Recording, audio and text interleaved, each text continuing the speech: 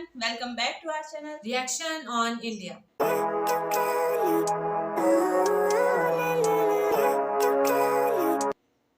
मेरा नाम है नाजिया। मेरा नाम है मिनाहिल। तो आज जिस वीडियो पे हम रिएक्शन देने जा रहे हैं उसका टाइटल है वीडियो का टाइटल है know about the life history of PM Narendra Modi, biography of important leaders, UPSC, GS and इनके चैनल का नेम भी यही है आई थिंक। नहीं, इनके चैनल का नेम है स्टडी IQ।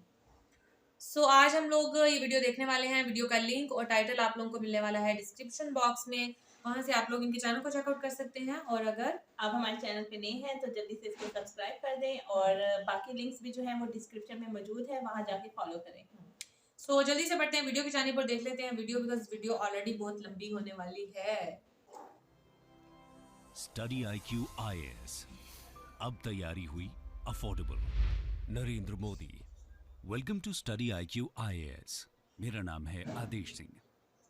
मुट्ठी में कुछ सपने लेकर भरकर जेबों में आशाएं, दिल में है अरमान यही कुछ कर जाए, कुछ कर जाए। सूरज सा तेज नहीं मुझ में, दीपक सा जलता देखोगे। अपनी हद रोशन करने से तुम मुझको कब तक रोकोगे। दोस्तों, आज की कहानी जिस शख्सियत की है, उनका जीवन और व्यक्तित्व इन पंक्तियों में एकदम सटीक मैं भी बैठता सुनते है। हुए यही सोच रही थी, ऐसा बिल्कुल लगता फिट बैठ रहा है कि है। मानो ये पंक्तियां उन्हीं के जीवन को बयां कर रही हूं। आज की कहानी गरीबी के जंजाल से निकलकर दुनिया के सबसे बड़े लोकतंत्र के नायक बनने तक के एक संघर्ष भरे सफर की है। यह कहानी घोर संघर्ष के आगे अटूट साहस की, अनपैरेलल्ड विक्ट्री की है। जी हां दोस्तों, आपने सही पहचाना। यह कहानी किसी और की नहीं बल्कि आजाद भारत में जन्मे भारत के पहले प्रधानमंत्री नरेंद्र मोदी की है। कहा जाता है कि आजाद भारत में पंडित नेहरू और इंदिरा गांधी के बाद इतना लोकप्रिय प्रधानमंत्री अगर कोई हुआ है तो वो है नरेंद्र मोदी। हालांकि इनकी पर्सनैलिटी जितनी फेमस है, इनका पॉलिटिकल करियर उससे कई गुना ज्यादा कंट्रोवर्सी से भरा पड़ा है। लेकिन इनकी शख्सियत कुछ ऐसी है कि जो इनको पसंद नहीं करते हैं वो भी इनको नजरअंदाज नहीं बात कर तो पाते। सच है। तो आखिर एक चाय वाले के रूप में शुरू हुआ जिंदगी का सफर उनको दुनिया के one of the strongest leaders की पोजीशन पर कैसे ले आया। एक सन्यासी बच्चा भारतीय राजनीति की सत्ता के शिखर पर कैसे पहुंच गया। आज की इस वीडियो में हम नरेंद्र मोदी जी की जिंदगी के रोमांचक सफर से जुड़े इन सभी सवालों के जवाब ढूंढने की कोशिश करेंगे। तो आइए बिना देर किए इस डिस्कशन को शुरू करते हैं। Early life. दोस्तों, दिन था 17 सितंबर साल 1950। नरेंद्र मोदी ने गुजरात के मेहसाणा डिस्ट्रिक्ट के वडनगर गांव में एक पुअर फैमिली में जन्म लिया। उनकी मां का नाम था हीराबेन मोदी और पिता का नाम दामोदर दास मूलचंद मोदी। हीराबेन मोदी और दामोदर दास मूलचंद मोदी के 6 बच्चे थे। नरेंद्र मोदी अपने 6 भाई बहनों में तीसरे नंबर पर थे। वो बताते हैं कि बचपन में उनके पिताजी वडनगर रेलवे स्टेशन पर चाय का एक छोटा सा स्टॉल लगाया करते थे और मोदी जी इस स्टॉल पर अपने पिताजी की मदद किया करते थे, जहां वो ट्रेन के डब्बों में जाकर चाय बेचा करते थे। सोचा था कि ये बच्चा जो है Goosebumps आ रहे हैं मेरे। लोगों के साथ प्राइम बातचीत मिनिस्टर के बन दौरान जाएगा। उनकी हिंदी शुरू से ही काफी अच्छी हो गई। वहीं दूसरी तरफ उनकी माँ घर चलाने के लिए दूसरे घरों में भी काम किया करती थी। बचपन में उन्होंने अपनी स्कूलिंग वडनगर से ही की। वो बड़े शौक से स्कूल जाते थे। हालांकि वो पढ़ाई में एक एवरेज स्टूडेंट थे, लेकिन उनको थिएटर और स्पोर्ट्स में भाग लेने का बहुत शौक था। भले ही उनकी जेब खाली हो, लेकिन उनका दिल और दिमाग हिम्मत से भरपूर रहता था। वो बताते हैं कि उनके स्कूल के पास एक झील हुआ करती थी, जिसमें वो अक्सर खेलने जाया करते थे। एक बार उन्हें वहां मगरमच्छ का एक बच्चा मिला, जिसको बहुत बहादुरी से उठाकर वो घर ले आए, लेकिन मां के समझाने पर उन्होंने उसको वापस झील में छोड़ दिया। खैर, नरेंद्र मोदी बचपन से ही स्वामी विवेकानंद जी से बहुत ज्यादा इंस्पायर्ड थे। वो अक्सर फ्री टाइम में उनकी किताबों को पढ़ा करते थे। इसके अलावा उनको इतिहास पढ़ने का भी बहुत शौक था। देश के इतिहास को जानने के लिए वो लाइब्रेरी जाकर कई कई साल पुराने न्यूज़पेपर मांगकर पढ़ा करते थे। उनके बचपन में एक बड़ा मोड़ 8 साल की उम्र में आया, जब वो अपने हिंदी टीचर चंद्रकांत दवे से इंस्पायर होकर RSS की शाखा में जाने लगे। एक दिन वडनगर की एक शाखा में लक्ष्मण राव इनामदार जिनको सब वकील साहब कहते थे, वो आरएसएस के लोगों को संबोधित करने वहां पहुंचे। उनके शब्दों से नरेंद्र मोदी बहुत इंस्पायर हुए। इस दौरान 1962 में इंडिया और चाइना के बीच एक युद्ध छिड़ गया। इस वॉर में भारत की हार ने मोदी जी को झकझोर दिया। इसके चलते उनका देश के लिए प्रेम और भी ज्यादा इंटेंसिफाई हो गया। इसी के बाद उन्होंने सेना में भर्ती होने का सपना देखा, लेकिन पैसों की कमी के कारण वो आर्मी स्कूल नहीं जा पाए। इसके बाद उन्होंने एनसीसी ज्वाइन करने की ठानी। हालांकि उनकी कद काठी एनसीसी के स्टैंडर्ड्स के हिसाब से फिट नहीं बैठ रही थी, लेकिन जब उनकी कमिटमेंट को देखते हुए उनके फिजिकल टेस्ट लिए गए, तब उन सब में उन्होंने बाजी मार ली। इसके अलावा मोदी जी की एक और खूबी थी, उनको साफ सुथरे कपड़ों का बहुत शौक वो दिखता भी है। हालांकि वो बहुत महंगी पोशाक नहीं पहनते थे, लेकिन वो जो भी पहनते वो एकदम साफ सुथरा होता था। ये उनकी पर्सनैलिटी में आज भी साफ झलकता है। दोस्तों, इसी दौरान लगभग 13 साल की उम्र में उनकी शादी तय कर दी एज में और 17 साल की उम्र में उनकी यशोदाबेन चमन लाल के साथ शादी कर दी गई। इस बीच उन्होंने देश के जवानों की भी खूब सेवा की। 17 साल 1965 के इंडो पाक वॉर के दौरान सैनिकों के साथ उनका लगाव और भी ज्यादा बढ़ गया। बताया जाता है कि वो वडनगर स्टेशन पर सैनिकों से भरी ट्रेन्स में उनको चाय और खाना पहुंचाया करते थे। यानी उनमें छोटी सी उम्र से ही देश प्रेम कूट कूट कर भरा था। धीरे धीरे वो और भी ज्यादा विचारशील होते गए। वो अपना ज्यादातर समय लाइब्रेरी में किताबों के बीच बिताने लगे। वो अपने देश के लिए कुछ कर दिखाना चाहते थे। साथ ही वो घर से बाहर निकलकर जीवन का सही अर्थ भी खोजना चाहते थे। उनका मानना था कि वो घर परिवार में उलझकर ये नहीं कर पाएंगे, इसलिए शादी के कुछ ही समय बाद उन्होंने घर से दूर जाने का फैसला किया। 1967 में उन्होंने बहुत छोटी सी उम्र में ही अपना पारिवारिक जीवन त्याग दिया। आगे जाकर उन्होंने अपना नाम अनिकेत भी रखा। अनिकेत यानी जिसका कोई घर नहीं। क्यों? खैर, घर से निकलकर वो सबसे पहले अपने देश के लिए आदर्श कुछ करना चाह रहे थे स्वामी ना? विवेकानंद की दीक्षा लेने दीक्षा मठ जा पहुंचे, लेकिन वहां उनको दीक्षा नहीं दी गई। असल में रामकृष्ण मिशन का सन्यासी बनने के लिए उनका ग्रेजुएट होना जरूरी था, लेकिन मोदी जी इसके लिए एलिजिबल नहीं थे। वहां के लोगों ने उनको समझाया कि अभी उनकी उम्र अपने परिवार के साथ रहकर उनकी सेवा करने की है। इतनी कम उम्र में इतना कठिन जीवन ठीक नहीं है, लेकिन उन्होंने तो ठान लिया था। तो इसके बाद उन्होंने लगभग 2 साल नॉर्दर्न और नॉर्थ ईस्टर्न इंडिया में ट्रैवलिंग करते हुए गुजारे। कोलकाता से नॉर्थ ईस्ट, वहां से अल्मोड़ा, उसके बाद केदारनाथ, फिर वहां से दिल्ली, राजस्थान और राजकोट से होते हुए वो गुजरात की ओर गए। 1969 के आसपास वो वडनगर में एक बार फिर वापस आए। उनके जाने की वजह से घर में दुख और शिकायत का माहौल छाया हुआ था। लेकिन इससे पहले कि ये इमोशंस उनको कमजोर करें, मोदी जी एक बार फिर सबसे अलविदा लेकर अपनी तलाश में निकल पड़े। इस बार वो सीधा अहमदाबाद गए। यहां उन्होंने कुछ दिन अपने मामा की चाय की कैंटीन पर काम किया। इस दौरान उनका आरएसएस के रीजनल हेडक्वार्टर्स में आना जाना लगा रहता था। वहां उनकी मुलाकात एक बार फिर वकील साहब से हुई और यहीं से उनकी आरएसएस की जर्नी की शुरुआत हुई। Entry into RSS. दोस्तों, जब वकील साहब की नजर नरेंद्र मोदी पर पड़ी तो उन्होंने उनमें बहुत सी खूबियां नोट की। वकील साहब भी उनसे बहुत प्रभावित थे। अहमदाबाद पहुंचकर वकील साहब ने आरएसएस के गुजरात हेडक्वार्टर्स में मोदी जी के रहने के सभी अरेंजमेंट्स करा दिए। 1971 में 18 साल की उम्र में ही उन्होंने राष्ट्रीय सेवक संघ यानी आरएसएस को ज्वाइन कर लिया और यहां उन्होंने आरएसएस के प्रचारक के रूप में काम करना शुरू कर दिया। अब वो अपना पूरा समय आरएसएस के कामों में बिताने लगे। इस समय उन्होंने गुजरात के कोने कोने में अलग अलग विषयों पर काम किया, जिसकी वजह से उनको लोगों के दुख दर्द की समझ बहुत अच्छे तरीके से होने लगी। आरएसएस में भी वो दिन रात लोगों के बीच जमकर मेहनत किया करते थे। मेहमानों को जगाना, लोगों को चाय नाश्ता देना, ऑफिस की साफ सफाई करना, ये सब उन्हीं के जिम्मे था। इस दौरान मोदी जी ने अपनी पढ़ाई बीच में ही छोड़ दी थी। उस समय वकील साहब ने उनको अपनी पढ़ाई पूरा करने के लिए भी प्रोत्साहित किया। कहा जाता है कि वकील साहब का मोदी जी की पर्सनालिटी को निखारने में बहुत बड़ा योगदान रहा। पीएम मोदी बताते हैं कि उन्होंने अपना यूथ ज्यादातर वकील साहब के साथ ही बिताया।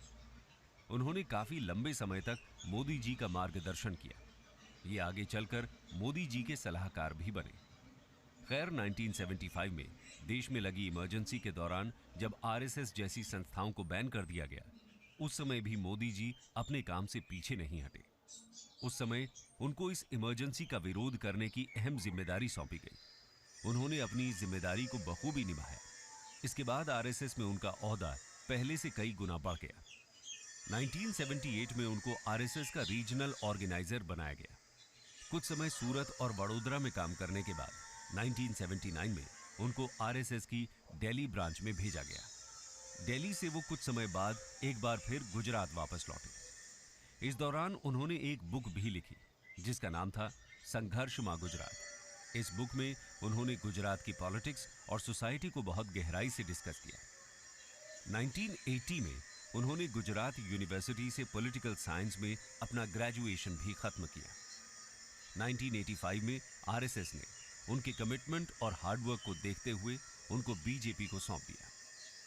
1987 में उन्होंने भारतीय जनता पार्टी को उसके ऑर्गेनाइजिंग सेक्रेटरी के रूप में ज्वाइन किया। बीजेपी के सीनियर लीडर्स उनसे बहुत ज्यादा प्रभावित हुए। इस दौर में वो अटल बिहारी वाजपेयी जी के भी बेहद करीब आ गए। पार्टी में काम करते वक्त वो उनसे बहुत कुछ सीखते थे। आज उनकी भाषा में भी वाजपेयी जी की छवि साफ झलकती है। खैर, कुल मिलाकर मोदी जी जहां भी गए उन्होंने लोगों को अपना दीवाना बना दिया। बीजेपी में भी कुछ ऐसा ही हुआ और उनकी मेहनत जल्द ही रंग लाई। 1990 में उनको बीजेपी की नेशनल इलेक्शन कमेटी में इलेक्ट किया गया। अपने इसी रोल के चलते 1990 में उन्होंने लाल कृष्ण आडवाणी की भव्य रथ यात्रा का शानदार आयोजन किया। सोमनाथ से लेकर मुंबई तक चली इस रथ यात्रा में मोदी जी ने आडवाणी के सारथी का काम किया। इतना ही नहीं, उन्होंने गुजरात के स्टेट असेंबली इलेक्शंस में बीजेपी के लिए एक शानदार स्ट्रैटेजी तैयार की। इसी के चलते 1995 में बीजेपी ने गुजरात असेंबली इलेक्शंस में मेजॉरिटी के साथ जीत हासिल की। अपने इस कंट्रीब्यूशन के कारण मोदी जी 1998 में पार्टी के जनरल सेक्रेटरी बन गए। यानी उनकी काबिलियत की बदौलत बीजेपी में भी उनको बहुत तेजी से कामयाबी हासिल हुई। Entry in politics. दोस्तों, इसके बाद मोदी जी की जिंदगी में सबसे बड़ा पॉलिटिकल टर्न आया 2001 में। 2001 में उन्होंने गुजरात के तत्कालीन सीएम केशुभाई पटेल को इस पोजीशन पर रिप्लेस किया। असल में केशुभाई पटेल की तबीयत उन दिनों बहुत खराब रहती थी। ऐसे में इस पद के लिए अगर सबसे ज्यादा डिजर्विंग कैंडिडेट कोई था तो वो थे केवल मोदी जी। इसी दौरान गुजरात में एक बेहद अनफॉर्चुनेट इवेंट भी हुआ। जी हां दोस्तों, हम बात कर रहे हैं गोधरा राइट्स की। ये पीएम मोदी के पॉलिटिकल जर्नी का सबसे कंट्रोवर्शियल मोड़ रहा। ऑपोजिशन ने इन राइट्स को लेकर मोदी जी पर कई सवाल उठाए, लेकिन हाल ही में उन्हें और उनकी पार्टी को इस केस में सुप्रीम कोर्ट द्वारा क्लीन चिट दे दी गई। इसके बाद वो 3 कंसेक्यूटिव टर्म्स के लिए सीएम के पद पर नियुक्त होते रहे। सीएम के तौर पर उन्होंने गुजरात की इकोनॉमी, उसकी एग्रीकल्चरल और टेक्नोलॉजिकल डेवलपमेंट को बहुत तेजी से बूस्ट किया। हालांकि गुजरात हमेशा से इंडिया के डेवलप्ड स्टेट्स में से एक रहा, लेकिन मोदी जी के आने के बाद इस स्टेट के डेवलपमेंट में 4 चांद लग गए। 2001 से 2010 तक गुजरात ने 10.9% का ग्रोथ रेट अचीव किया, जो उस समय देश के बाकी सभी स्टेट्स में से सबसे ज्यादा था। इतना ही नहीं, उन्होंने गुजरात को एक ल्यूक्रेटिव इन्वेस्टमेंट डेस्टिनेशन में भी तब्दील कर दिया। इस दौरान उन्होंने स्टेट में करप्शन खत्म करने के लिए भी बहुत काम किया। गुजरात के डेवलपमेंट मॉडल को देखकर उनका नाम पूरे देश में चमचमाने लगा। इस दौरान वो केवल बीजेपी के ही नहीं बल्कि पूरे देश में एक स्ट्रॉन्ग लीडर के रूप में सामने आए। 2014 में उन्होंने वाराणसी से अपने पहले लोकसभा इलेक्शन लड़े। इन इलेक्शंस में उनको रिकॉर्ड ब्रेकिंग विक्ट्री हाथ लगी। दोस्तों, यहां गौर करने वाली बात यह है कि मोदी जी के चाय की दुकान से लेकर देश के पीएम बनने का सफर लोगों में एक खास उम्मीद जगाता है। मोदी जी की कहानी लोगों में डेमोक्रेसी के प्रति एक अटूट विश्वास जगाती है। लोगों को उनमें एक ऐसा आदमी दिखता है जो उनके दुख और दर्द भी समझता है। इसके अलावा आपको बता दें कि जब से उन्होंने अपनी पॉलिटिकल लाइफ में कामयाबी हासिल करनी शुरू की, उनका परिवार सत्ता के गलियारे से हमेशा दूर रहा है। 2014 हो या 2019, पीएम पद की शपथ ग्रहण समारोह में भी उनके परिवार का कोई भी व्यक्ति नजर नहीं आया। वो कहते हैं कि पूरा देश ही उनका परिवार है। देश का हर नागरिक उनका भाई और बहन है। उनका जो कुछ भी है वो सब कुछ उनके देशवासियों का है, और अपने देश के सिटीजन्स के साथ उनका ये अटूट कनेक्शन आज उनकी सक्सेस की सबसे बड़ी वजह है। ये नरेंद्र मोदी पर लोगों का संपूर्ण विश्वास ही है जिसकी वजह से 2014 और फिर 2019 में देश की जनता ने उन्हें वोट्स के मामले में पूरी दुनिया में सबसे ज्यादा मत देकर विजयी बनाया है। अगर हम उनके 8 साल के कार्यकाल पर नजर डालें तो उन्होंने demonetisation, GST, surgical strikes, article 370 का एब्रोगेशन और देश के लिए ऐसे कई महत्वपूर्ण डिसीजंस लिए जिनके बारे में सोचना भी नामुमकिन सा लगता है। ये बात झुठलाई नहीं जा सकती कि पीएम मोदी ने हमेशा खुद को एक स्ट्रॉन्ग डिसीजन मेकर और रिस्क टेकर लीडर की तरह ही जनता के सामने प्रस्तुत किया है। और केवल इंडिया ही नहीं, आज पूरी दुनिया के बड़े बड़े लीडर्स मोदी जी के साथ एक ऐसी इक्वेशन शेयर करते हैं जो शायद ही इंडिया के किसी और पीएम के साथ शेयर की गई। जब भी वो किसी देश में किसी बड़े इवेंट के लिए जाते हैं तो वहाँ की गवर्नमेंट और लोगों के बीच उनको लेकर जो क्रेज देखने को मिलता है वो उनके इसी यूनिक चार्म का जीता जागता उदाहरण है। पीएम मोदी ने इंडिया के डोमेस्टिक फाउंडेशंस को मजबूत कर ग्लोबल स्टेज पर उसको एक इमर्जिंग सुपर पावर का दर्जा दिलाया है, जो आज हर भारतवासी के लिए बहुत गर्व की बात है। स्टडी आईक्यू वीडियो हमने देखी, बहुत कोई भाई हैप्टिक उनका जर्नी रहा है पूरा, एक चाय वाले से लेके और इतनी ज्यादा आप सक्सेस हासिल करो। अगर आप में जब वो जो कुछ आपने हासिल करना हो उसकी लगन हो तो फिर आप सब कुछ छोड़ देते हो। जैसे इन्होंने अपनी फैमिली भी छोड़ दी कि जो देश के लोग हैं वही मेरी फैमिली है, उन्हीं के लिए मैंने करने का जज्बा था। तो बहुत कुछ किया इन्होंने अपने देश के लिए। तो मतलब जो सिचुएशन को देख के क्या हालात चल रहे हैं, ऐसे कुछ लोगों में ये जज्बा होता है और ये नेचुरली होता है। ये नहीं कि मतलब किसी के अंदर कोई मतलब ठोस नहीं सकता कोई चीज, तौर पे नेचुरली होता है। बचपन से था कि मतलब क्या सिचुएशन चल रही है, मुल्क के क्या हालात हो रहे हैं, तो फिर उन्होंने ये डिसाइड किया कि मैंने कुछ करना है और फिर वो निकल के। जाहिर सी बात है, कुछ जब किसी इंसान ने कुछ करना हो ना तो वो उनका फैमिली की तरफ से दिल थोड़ा हार्ड करना पड़ता है, क्योंकि बहुत जब वो दोबारा आए थे तो वो फैमिली को देख के उनका दिल मोम हो रहा था। लेकिन वो वापस चले गए कि कहीं मैं यहाँ कहीं ना होकर रह जाऊं, मैंने कुछ करना है। और जिन्होंने वाकई कुछ करना होता है उनको अपनी फैमिली को एक्साइट करना पड़ता है, उनको सैक्रिफाइसेस करनी पड़ती हैं। और फिर देखिए अब पॉपुलैरिटी चेक करें कि बाहर भी जो लोग हैं, अगर जब वो बाहर की कंट्रीज में भी जाते हैं तो वहाँ पे भी लोग जो है उनके दीवाने हैं। तो बहुत हर्डल्स उन्होंने भी देखी हैं। ये सब कुछ ऐसे ही नहीं मिल जाता, इसके लिए पीछे इतनी कुर्बानियां देनी पड़ती है, इतनी मेहनत करनी पड़ती है, कोशिश करनी पड़ती है। जब ये पहले थे आरएसएस में थे तब भी वहाँ पे लोग जो है वो इनको बहुत ज्यादा पसंद करते थे, और फिर जब ये बीजेपी में गए हैं वहाँ पे भी लोग इनको जो है वो बहुत ज्यादा पसंद करते थे, क्योंकि इनका इंटरेक्शंस जो था ना लोगों के साथ वो बड़ा अच्छा था, सॉफ्ट हार्टेड थे ये, लोगों की जो तकलीफ है उनको देखते थे, उनको समझते थे। तो इसी वजह से अभी तक भी उन्होंने यही कहा कि ये जितने भी अवाम है ना, ये मेरी फैमिली है, मेरा सब कुछ जो भी है वो सब इन्हीं के लिए। इसीलिए तो ये 2 दफा जो है वो इलेक्ट हो चुके हैं, इसीलिए लोग भी इनको मान देते हैं, वो सम्मान देते हैं कि जाहिर सी बात है जब जो इंसान किसी के लिए कुछ करता है उसको वो पे बैक भी मिलता है। तो इसी तरह से लोग भी फिर उनको उसी तरीके से चाहते हैं जो उनकी पूरी वो। और अच्छा अभी ये नहीं बताया कि इनकी जो फैमिली में बच्चे वगैरह कुछ भी मुझे नहीं लगता, क्योंकि 17 एज में इनकी शादी हुई थी और 18 में ये जो आरएसएस में चले गए थे, और फिर आए थे और फिर वापस चले गए थे। हाँ, तो उसके बाद नहीं बताया कि फैमिली में गए हैं। मुझे लग रहा है कि वो तस्वीर के जरिए मुझे 2-3 बच्चे तो बैठे हुए नजर आए थे, लेकिन ये बताया नहीं कि ये बच्चे इनके हैं, ये क्या है, या उनके ब्रदर भाई के हैं या किसके हैं। आप लोग कमेंट में बताना कि मतलब इनकी फैमिली मेंबर्स क्या है। माँ बाप के अलावा, बीवी के अलावा, मतलब बच्चे वगैरह इनके हैं। तो अगर तो होते तो बच्चों के लिए इंसान जो है ना वो। और मुझे सबसे बड़ी बात ये लगी कि जब इन्होंने वो पीएम का अपना ओथ लिया है तब भी फैमिली का कोई मेंबर नहीं था, मतलब फैमिली को उन्होंने पॉलिटिक्स से बिल्कुल अलग करके रखा। यार फादर मदर तो होंगे ही नहीं, जाहिर है वो तो उनकी डेथ होगी। रही बात वाइफ की, और ना कोई बहन भाई कुछ भी कोई भी नहीं था इनकी फैमिली। हालांकि भाई भी इनके 6-8 बहन भाई थे, 6 बहन भाई हैं, थर्ड नंबर पे ये थर्ड नंबर पे थे, और उनमें से भी कोई नहीं है, और मतलब मिलता भी जा रहा है फिर कोई नहीं होगा इनसे।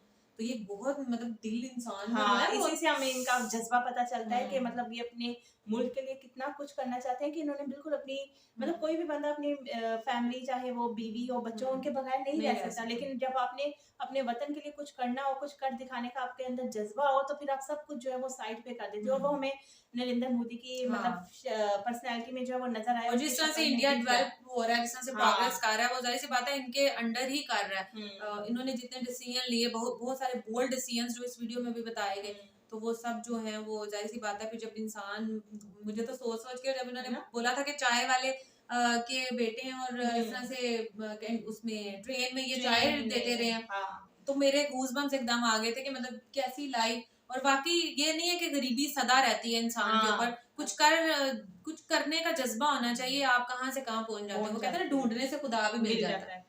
तो आप ये में वो जज्बा था कुछ कर दिखाने का और उन्होंने वो करके दिखाया। किसको मालूम था कि ये जो बच्चा ट्रेन में जो चाय बेच रहा है ये एक दिन मुल्क का जो पीएम होगा, लोगों ने इसके पीछे पसंद करेंगे, इतने फैन हो जाएंगे। ये बहुत आजकल की जो यूथ है ना उसके लिए भी एक बहुत मोटिवेशनल वीडियो, बहुत ज्यादा वाकई मोटिवेशनल वीडियो है कि अगर आप कुछ कर दिखाना चाहते हो तो भाई आप कर सकते हो, आप में वो लगन और जज्बा होना चाहिए। सो ये थी आज की वीडियो, तो मिलते हैं आपसे नेक्स्ट रिएक्शन वीडियो के साथ, तब तक दें हमें इजाजत। अल्लाह हाफिज।